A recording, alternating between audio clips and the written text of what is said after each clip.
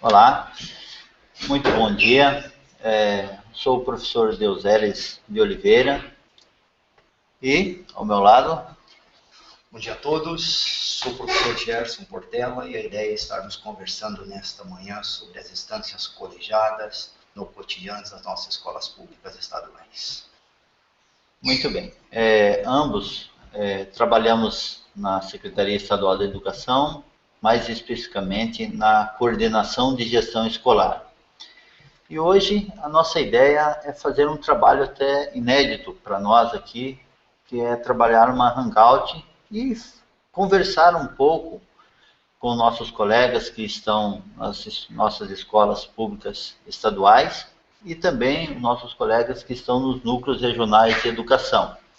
Porém, esse vídeo irá para além disso, porque ele será disponibilizado para qualquer pessoa que tiver acesso à internet e que tenha interesse no tema instâncias colegiadas. E não será uma palestra hoje, como tradicionalmente nós fazemos, e sim um bate-papo, de certa forma, uma interação entre dois profissionais que trabalham com esse tema, para que fique até um pouco mais dinâmico para aquelas pessoas que estarão nos assistindo neste momento ou na sequência, quando possuírem um tempo maior durante a sua aula, atividade ou até mesmo nas suas residências e queiram estar refletindo um pouco mais sobre as instâncias colegiadas. Só recapitulando antes de nós começarmos, então ontem nós começamos um trabalho diferente chamado Escola Interativa, no qual nós teremos algumas palestras, algumas falas no decorrer desta semana e da próxima semana. E ontem nós tivemos a fala da professora Laís, no qual ela tratou a gestão escolar.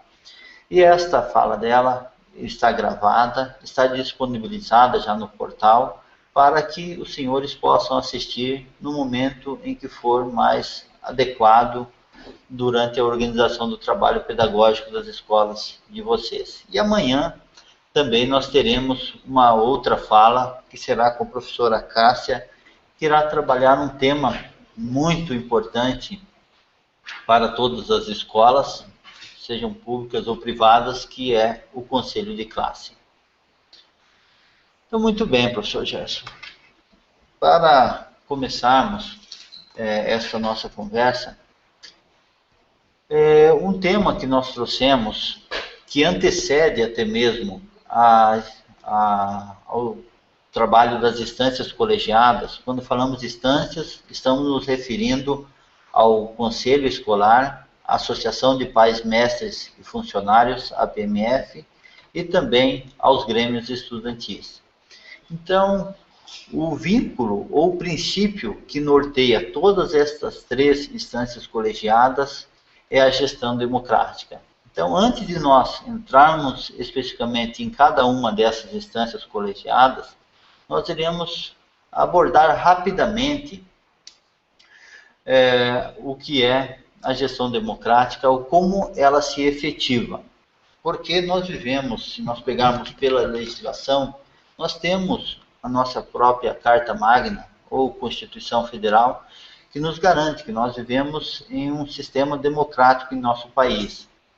Porém, isso vai para além do sistema de organização política da nossa sociedade, da sociedade brasileira. Ele está diretamente explícito dentro do princípio da educação, ou seja, a Constituição Federal garante que a educação pública será regida através de um grande princípio, e este princípio é o da gestão democrática. E para nós irmos para além, para não ficarmos citando a LDB, a Constituição Federal e outras normas que tratam da gestão democrática, nós iremos inverter esta ordem, iremos já dialogar sobre este conceito de gestão democrática. E para iniciar, a pergunta que se faz básica para o meu colega Gerson responder, de certa forma, para nós estarmos interagindo, é a eleição dos diretores por meio da comunidade escolar garante a gestão democrática em uma escola pública estadual? Veja bem, professores que nos assistem nesta manhã, que gestão democrática vai além de você cumprir um papel formal de uma eleição. A gestão democrática ela ocorre todos os dias no cotidiano escolar. A gestão democrática ela ocorre a partir do momento que professores, funcionários, pais, alunos, pedagogos, diretores de escola se envolvem no cotidiano escolar. Então, esse envolvimento no cotidiano escolar, eu acho que é de suma importância para todos. Então, a partir do momento que você fez um processo eleitoral, que você efetivou uma eleição, que as pessoas foram escolhidas, não termina neste dia o processo democrático. O processo democrático continua com a presença cotidiana de todas as pessoas, com a presença, com os questionamentos, com as visões diferentes de cada segmento dentro da escola. Então, o que acontece? Nós percebemos no cotidiano escolar que a gestão democrática ela tende a se efetivar com as ações concretas no dia a dia escolar. Então, é de suma importância que cada envolvido no cotidiano escolar tenha consciência, tenha vez, tenha voz para a sua tomada de decisões. Então, é somente aí que nós vamos ter a efetivação dessa gestão democrática. Ou seja, a Associação de Pais Mais Funcionários, ela tem um estatuto próprio. Grêmio Estudantil tem um estatuto próprio. Conselho Escolar tem um estatuto próprio. Esse estatuto próprio de cada um desses segmentos tem que ser colocado em questionamento, tem que ser colocado em prática no dia a dia da escola. Por quê? Porque essas pessoas vão estar participando de forma direta nessas decisões baseadas no seu estatuto próprio. Professor Deuseres, a pergunta minha é o seguinte: qual o conceito que nós temos hoje de comunidade escolar? O que nós definimos hoje por comunidade escolar? Bom, esta pergunta ela se torna muito pertinente e nos ajuda até mesmo a estar interagindo com nossos colegas que estão nas escolas e nos núcleos regionais de educação. Para nós não ficarmos citando especificamente as pedagogas, os pedagogos, os professores, as professoras, os diretores e diretoras, os funcionários e as funcionárias, nós iremos utilizar, até mesmo nessa nossa conversa de hoje, o conceito de comunidade escolar.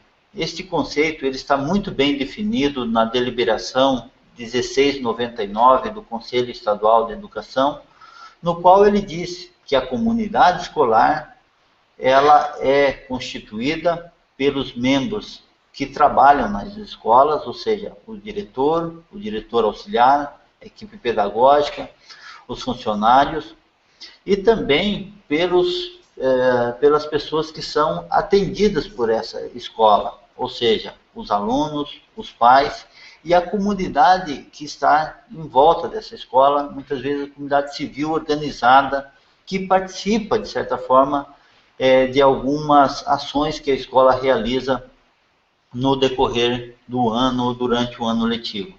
Então, quando estamos nos reportando à comunidade escolar, sintam-se todos atendidos, ou seja, a comunidade, todas as pessoas, todos os sujeitos que fazem parte do cotidiano de uma escola.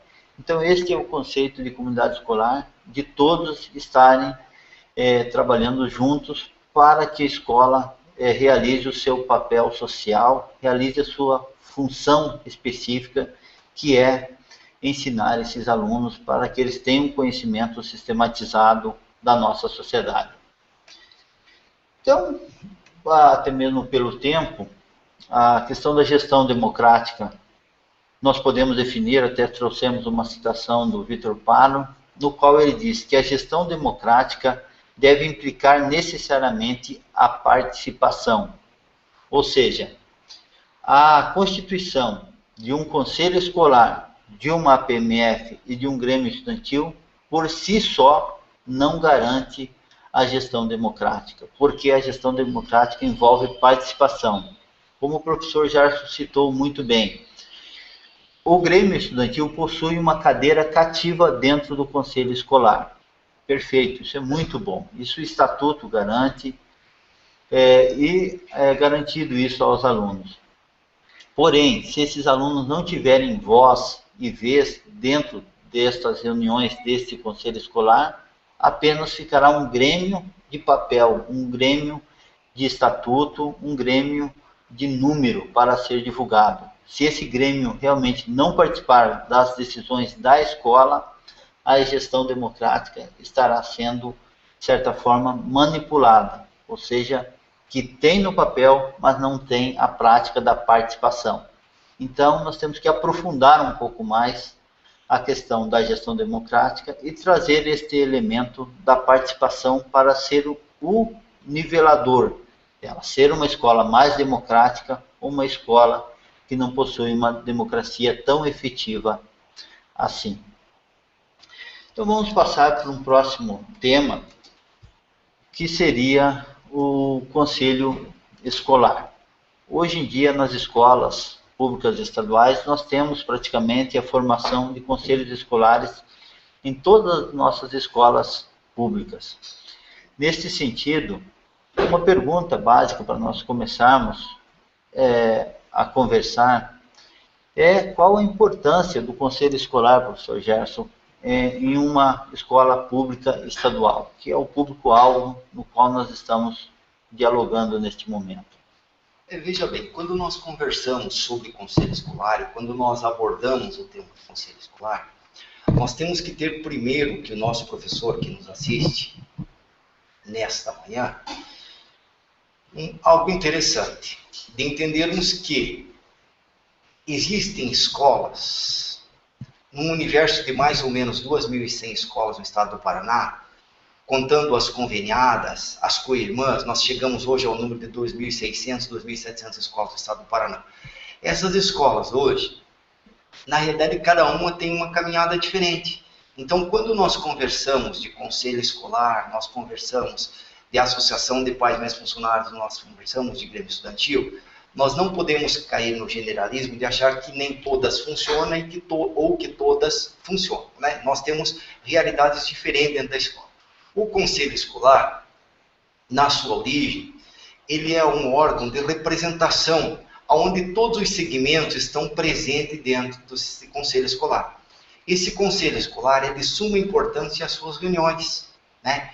É de suma importância que essas reuniões sejam com pauta definida, que todos os segmentos estejam envolvidos e que, acima de tudo, todas as pessoas tenham conhecimento daquilo que está sendo conversado e discutido no conselho escolar, independente do segmento, pai, professor, aluno, membros da comunidade escolar, membros da sociedade civil organizada, membros do Grêmio Estudantil, todas as pessoas levarem este olhar dos seus pares para dentro do conselho escolar, na reunião do conselho escolar, para que realmente venha atingir a expectativa desse grupo que ele representa dentro do conselho escolar. Então é de suma importância que esses membros do conselho escolar se apropriem, antes de ir para a reunião do conselho escolar, se apropriem das reivindicações, das pautas definidas pelos seus pares e que levem essas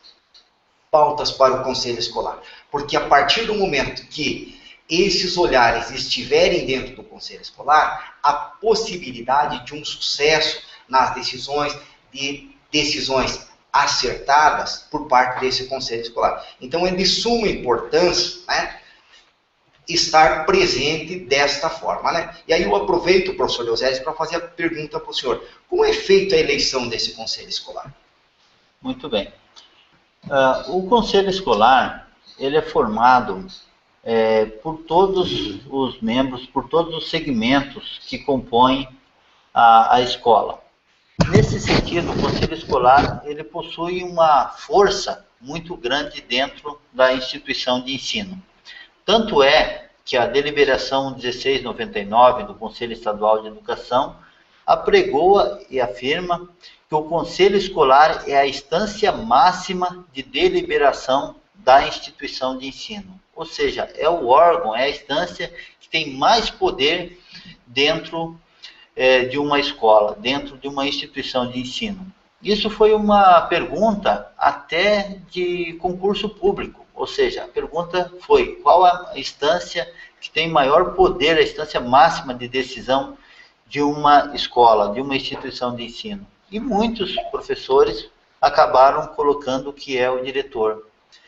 Embora o diretor tenha esta função, tenha um cargo importantíssimo dentro das nossas escolas, ele faz parte do conselho escolar, mas ele não faz parte do conselho escolar sozinho.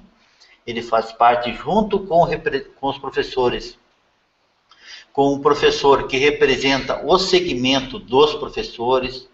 Ele faz parte junto com um pai que representa o segmento dos pais. Ele faz parte do conselho escolar em que tem um representante dos funcionários, representante dos alunos, representante da comunidade externa, representante da equipe pedagógica. Ou seja, o conselho escolar ele tem toda a representação de todos os segmentos de uma escola. Então, nesse sentido, ele possui esse poder grande para deliberar os problemas que a escola possa ter, ou para deliberar outras ações mais do cotidiano da escola e com maior força. E no momento em que esse conselho escolar delibera sobre algum assunto, este assunto é lavrado em ata, esta ata é assinada, não de forma só de rúbrica, mas deve ser assinada de forma qualificada, ou seja, o nome por extenso de cada pessoa e qual o segmento que ela representa. Então, nesse sentido, esta ata será um documento de uma instância colegial que possui um poder, possui um documento legal perante aquela decisão. Porém, temos que ter esse cuidado muito grande.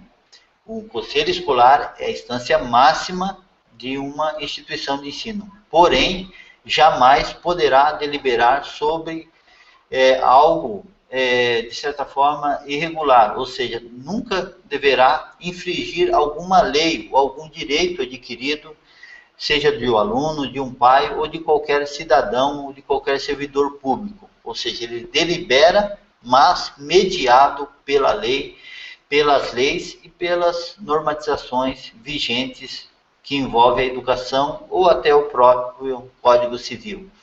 Então, nesse sentido, ele possui um poder, mas um poder limitado pelas leis. Como esse conselho escolar é constituído, ele é constituído baseado no estatuto que cada escola possui, que cada instância colegiada possui. Ou seja, tanto o conselho escolar, a APMF, como o próprio Grêmio Estudantil, cada uma dessas instâncias colegiadas possui um estatuto próprio que normatiza esta ação dessas instâncias colegiadas. Então, neste sentido, quando já existe um conselho escolar formado, o processo de eleição ocorre a cada 2 anos, ou seja, cada conselho escolar tem um mandato de 2 anos, que são renovados nesse interstício.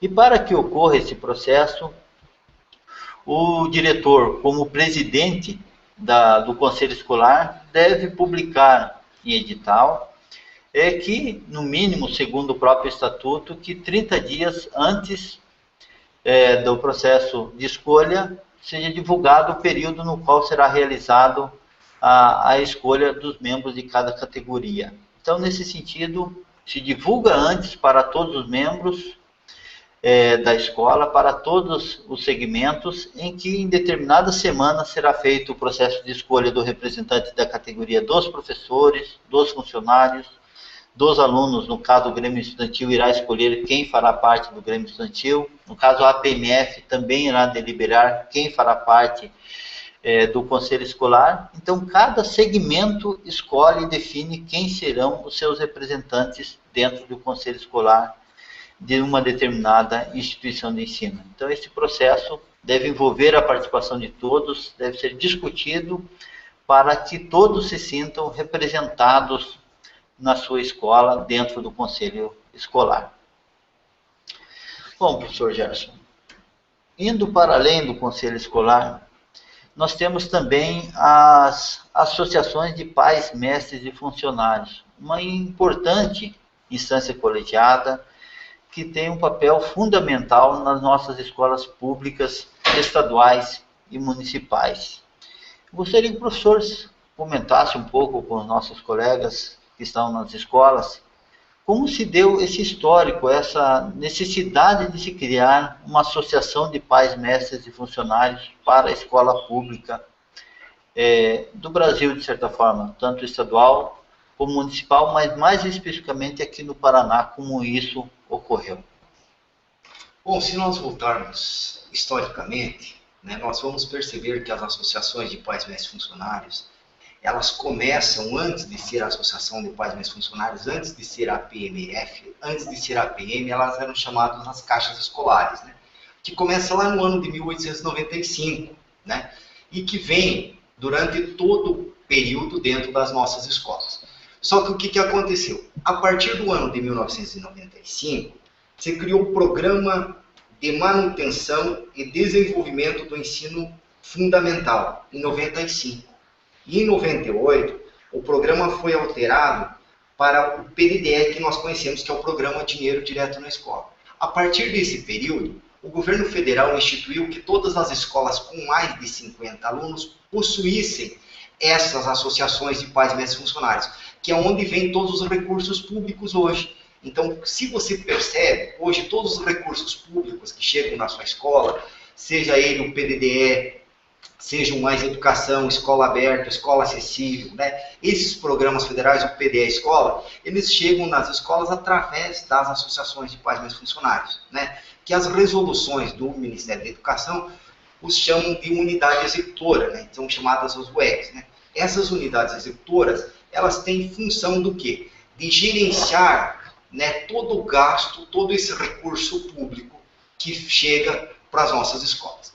E o que é importante, né, no Paraná? No estado do Paraná, a partir do ano de 2003, foi feito, historicamente, né, se você estudar um pouco da história das associações de pais, a partir do ano de 2003, foi feito no estado do Paraná uma série de eventos chamando pais, professores, funcionários, membros da comunidade escolar para estarmos conversando a respeito das associações de pais, mestres e funcionários. E aí, se elaborou nessa época um modelo de estatuto, né, o que a gente chama de caderno de subsídios, né, para estar orientando as nossas escolas para a criação das associações de pais, mestres e funcionários. No ano de 2009, esse estatuto foi reformulado, né, e hoje a gente entende, né, que é um modelo que deve ser seguido, né, lembrando sempre que as associações de pais, mestres e funcionários, a Assembleia Geral. O que é uma Assembleia Geral? É uma reunião de todas as pessoas que compõem a Associação de Pais, Mestres e Funcionários. Ou seja, todos os pais, todos os professores, todos os funcionários que fazem parte, que têm filho regularmente matriculado dentro da escola pública, ele participa de forma ativa dessa associação. Então é muito importante, né, uma mobilização da comunidade para a participação das associações de pais, mestres e funcionários, para que ela vá além de um simples papel, né, de fazer uma ata, de fazer uma eleição, eleger esses pares, né, representados. Né. Lembramos que a Associação de Pais, Mestres e Funcionários hoje, no estado do Paraná, ela é composta 50% por pais, 50% são pais e 50% são professores e funcionários. Então, essa paridade, ou seja, 50% de pessoas dentro da escola e 50% de pessoas que estão fora da escola, né, para participar da tomada de decisão das escolas públicas. Muito bem, professor Gerson. Historicamente, até nós estávamos conversando sobre a origem das APMFs e nós percebemos, para nossa surpresa, que ela foi criada antes, ela precede, de certa forma, a República, ou seja, ela foi criada ainda durante o Brasil Império. Então, ela vem antes até mesmo de nosso sistema atual de organização do nosso país político.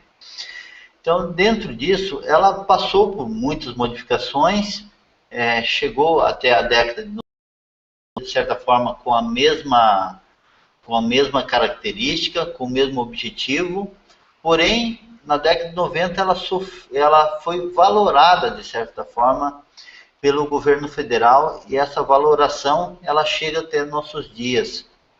Qual foi essa mudança, professor Gerson, que a PMF teve no decorrer desse período? Qual foi a importância dada a ela a partir da década de 90 até nossos dias?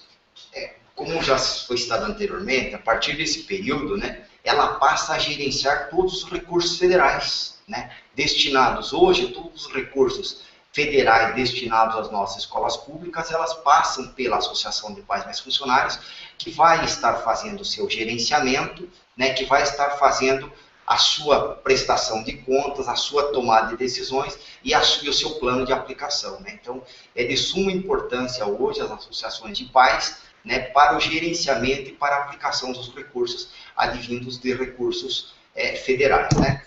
O que eu queria conversar com o professor Deuseres nessa manhã também. Professor, como que está a questão do Grêmio Estudantil hoje dentro das nossas escolas?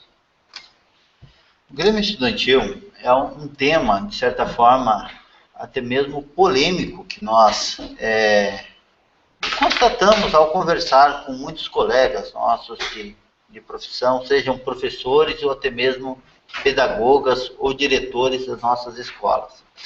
E nós percebemos que é uma divergência muito grande, é um debate até mesmo muito rico desses profissionais, pois uns defendem a constituição de um Grêmio Estudantil, porém especificam certos limites para ele atuar dentro da escola. Outros defendem que eles têm uma certa liberdade para atuar dentro das escolas. Outros ainda consideram que os seus alunos não possuem uma maturidade adequada para estarem se organizando para formar um Grêmio Estudantil. E nesse sentido, como temos uma variedade muito grande de ideias em relação ao Grêmio Estudantil, a pergunta é, professor Gerson, dessa forma, como existe essa variedade, qual seria o melhor caminho para estar discutindo essa temática dentro das escolas públicas estaduais, para que possamos ter mais grêmios estudantis formados nas nossas escolas? Bom, primeiro, para que se efetive os grêmios estudantil dentro das nossas escolas, precisa, né? E aí fica o nosso pedido aos nossos professores, aos nossos representantes nas escolas, aos representantes dos núcleos regionais de educação, primeiro, essa abertura de espaço para essa organização dos estudantes, né? Porque os estudantes, eles precisam desse espaço, não somente do espaço físico, mas do espaço proporcionado a eles cotidianamente, para que eles possam estar se organizando dentro da escola. Se organizando de que forma? Se organizando através dos seus pares, né, dos alunos, né, e trazendo para a direção da escola, para a equipe pedagógica da escola ou para os professores da escola, uma visão que muitas vezes passa despercebido pelos pais, pelos professores, pelos funcionários, que é a visão do aluno, né? Então, trazendo para essa reunião desse conselho escolar, né, trazendo para a tomada de decisão, trazendo para a sala da direção, muitas vezes, né, esse olhar dos nossos alunos. Então, é de suma importância, né, que os nossos professores e funcionários garantam esse espaço para os nossos alunos, de forma que eles venham a contribuir para uma organização do cotidiano da escola, seja essa organização no aspecto físico da escola, ou seja uma organização do trabalho pedagógico cotidiano da escola. Muito bem. Nós temos algumas perguntas aqui. Ok. Até mesmo os colegas que estão nos assistindo, estão nos acompanhando, podem estar interagindo conosco, até uma falha nossa, nos perdoem, devemos estar colocando isso ao vivo, porém, os colegas aqui que estão nos acompanhando, acredito que já tenham feito esta colocação, já tenham se prontificado a orientá-los de que vocês podem estar interagindo conosco neste período. Então, isso é muito bom e é um recurso riquíssimo para que nós possamos trocar ideias, até mesmo com quem está lá na escola pública estadual ou em outra instituição. Então, nesse sentido, vamos vamos lá. Uma Primeira questão para vocês, questão. meninos, tá? O Anderson Luiz, da área metropolitana norte, né? Ele pergunta por que é tão difícil fazer uma PMF participativa e atuante? Por que há essa dificuldade? Né? Quais seriam as dificuldades? Certo. Veja bem, Anderson, aqui a pergunta tua é extremamente relevante. E o que é interessante, né? Os pais, historicamente, nas nossas escolas, eles não são chamados para tomar a decisão das nossas escolas. Então, o que nós precisamos, né, estar construindo dentro das nossas escolas? Estar construindo essa cultura da participação. É um processo lento, é um processo demorado, é um processo que muitas vezes vai nos frustrar, porque às vezes nós preparamos uma reunião para um grupo de pessoas e acaba não vindo aquele grupo de pessoas que nós esperamos. E aí o que é importante nós entendermos, né? Que essa participação nós vamos construir cotidianamente dentro das nossas escolas. De que forma? Chamando a comunidade, conclamando a comunidade para estar presente na escola. Convocando através de editais de convocação, convocando através de bilhetes encaminhados para os nossos alunos, os professores lembrando aos nossos alunos dessa participação. Então é de suma importância, e outra coisa, é de suma importância um calendário pré-definido, né, Anderson? É de suma importância um calendário pré-definido e com uma pauta definida, para que o pai se sinta atraído, a comunidade escolar se sinta atraída para participar, que tenha algo que seja de interesse dele, que ele se sinta presente, que ele se sinta participativo. Então, desta forma, nós vamos estar facilitando, né, e abrindo esse espaço para a comunidade escolar, abrindo esse espaço para os nossos pais, para os nossos professores, para os nossos funcionários e para os nossos alunos, onde eles possam participar e dar as suas opiniões e as suas contribuições para o andamento do cotidiano escolar. Bom, Anderson, também quero que o professor Gerson comentou que sua pergunta é bastante relevante, no sentido que os diretores nos relatam muito essa dificuldade.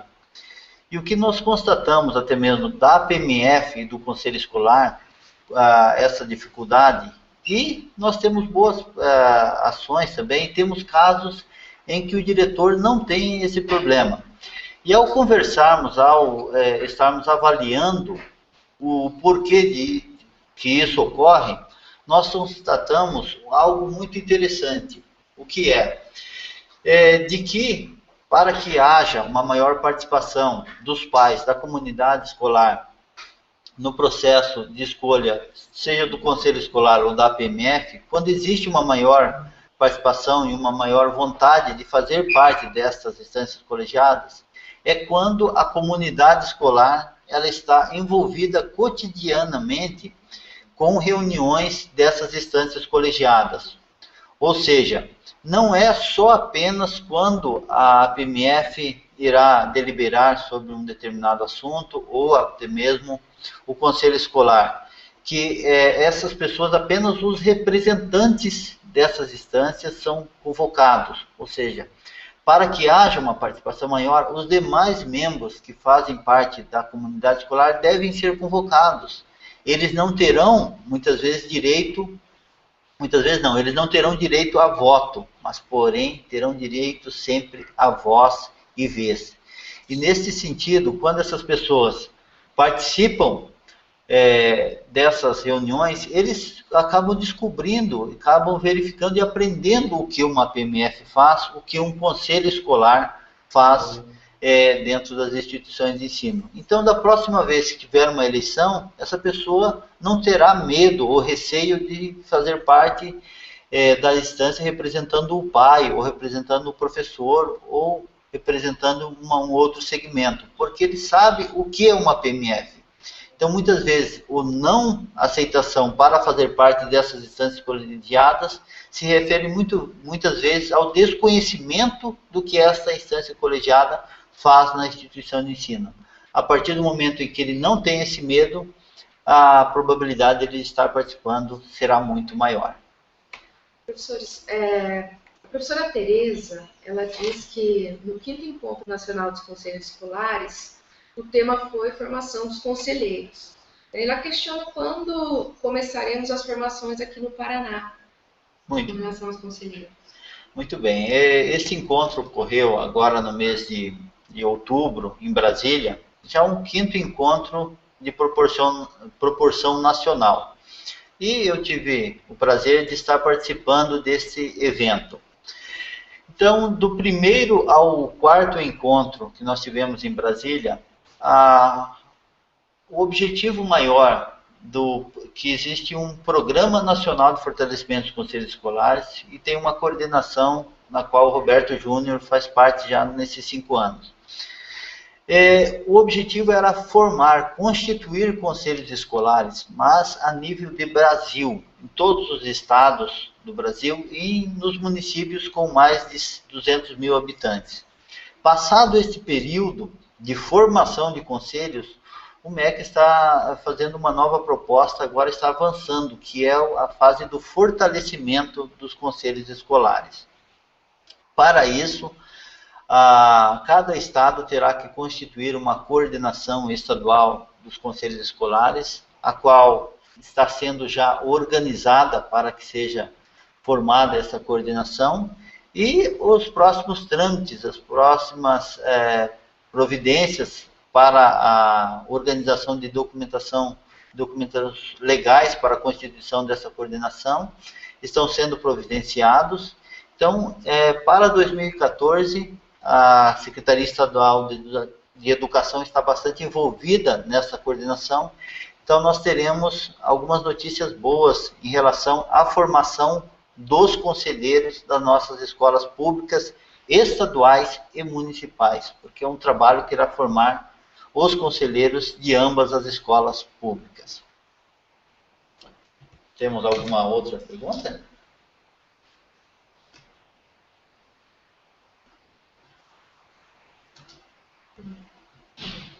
Bom, podemos dar uma sequência ao nosso diálogo sobre as instâncias colegiadas. Dentro disso, professor Gerson, o Grêmio Estudantil, ele muitas vezes é formado e ele possui algumas ações que ajudam muitas vezes a melhorar a qualidade do ensino das nossas escolas públicas estaduais. O professor, como tem uma experiência grande em relação a esta instância colegiada, tem um contato grande com os diretores das nossas escolas públicas estaduais, teria algum exemplo, alguma boa prática, professor Gerson, que os grêmios vêm desenvolvendo, vêm acompanhando o trabalho da direção para fortalecer esse papel da escola, que é o papel de ensinar? Veja bem, uma das questões interessantes para conversarmos aqui é a garantia que alguns diretores de escolas estão tendo de colocar os nossos alunos dentro do conselho escolar. Então é de suma importância, porque a partir do momento que nós garantimos aos nossos alunos a prática dos nossos alunos representante do Grêmio Estudantil dentro do conselho escolar, a possibilidade deles estarem trazendo as suas contribuições. De que forma trazendo essas contribuições? Trazendo essas contribuições, ouvindo seus pares, ouvindo os demais alunos, né, através de uma Assembleia Geral deles, e através desta, então, trazendo para os alunos, né, através dessa Assembleia, trazendo para o Conselho Escolar o olhar dos alunos, né, e este olhar dos alunos para visar uma melhor qualidade do ensino, uma melhor qualidade de escola pública ofertada aos nossos alunos. Os alunos nossos, professores, eles possuem maturidade para fazer parte ou para constituir um Grêmio Estudantil? É uma pergunta muito pertinente que nos fazem. Veja bem, quando nós falamos em maturidade, em uma série de situações dos nossos alunos, nós temos que entender que os nossos alunos, né, por mais simples que seja a sua contribuição, ela irá fazer eco dentro da escola. Então, quando nós questionamos qual tipo de informação, claro que nós não podemos pensar que um aluno vai ter o mesmo diálogo, a mesma bagagem com os nossos professores. Mas se este aluno, no seu cotidiano, nas suas relações, nas suas práticas do dia a dia, ele vai contribuir de forma efetiva para uma democracia dentro da escola, para que se efetive realmente o papel do aluno e que essa escola, né, esteja ofertando qualidade para os nossos alunos e preparando esses nossos alunos para o cotidiano da sua vida. O senhor teria alguma questão? Eu acho que faço as minhas considerações finais aqui, né? Agradeço a cada uma das pessoas, dos membros da comunidade escolar que nos ouviram nesta manhã. Espero ter contribuído para o fortalecimento das nossas escolas, espero ter contribuído para a formação das pessoas que nos assistem e contribuído para esse diálogo, para enriquecer esse pensar das nossas escolas, né? Esse rever as nossas práticas no cotidiano escolar. Agradeço e um ótimo dia a todos. Ok, professor Gerson.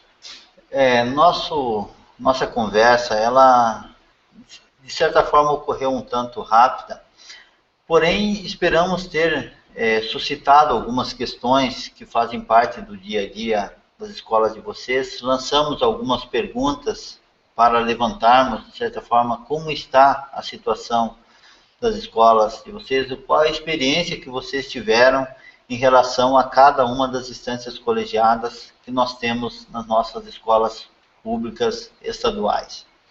Então, nesse sentido, o professor Gerson traz um fechamento que já irá puxar, de certa forma, o próximo tema para amanhã, que será referente ao conselho de classe. Ou seja, qual a importância, muitas vezes, de estar ouvindo os alunos em uma instituição de ensino, seja no conselho escolar, ou seja até mesmo nos conselhos de classe, porque nós sabemos que algumas escolas têm a participação dos alunos. Algumas nunca tiveram, algumas tiveram e acabaram mudando essa prática. Ou seja, temos várias experiências que fazem com que essa participação muitas vezes ocorra e seja apoiada e continuada, e temos muitas vezes ações que não deram certo e que precisam ser repensadas para que os alunos estejam sendo ouvidos cada vez mais, porque a escola existe necessariamente para eles. Se os alunos deixarem de existir, qualquer escola não terá razão de ficar em pé. Então, nesse sentido, a escola deve trabalhar e pensar para a melhoria do processo ensino-aprendizagem e sempre, na medida do possível, estar trazendo os alunos, ouvindo os alunos em relação a determinados problemas. Como o professor afirmou, embora eles não tenham o mesmo conhecimento sistematizado que um professor, que um diretor, que um pedagogo tem, mas eles têm conhecimento e vivem o cotidiano da escola. Muitas vezes a visão deles será diferente e enriquecerá os debates e as decisões sobre uma determinada problemática. Então, eu já os convido amanhã para estarem participando da Hangout novamente com a professora Cássia, no qual ela abordará o conselho de classe. Agradeço pela participação de vocês e estamos disponíveis para atendê-los na Secretaria Estadual de Educação. Um abraço e um bom café a todos.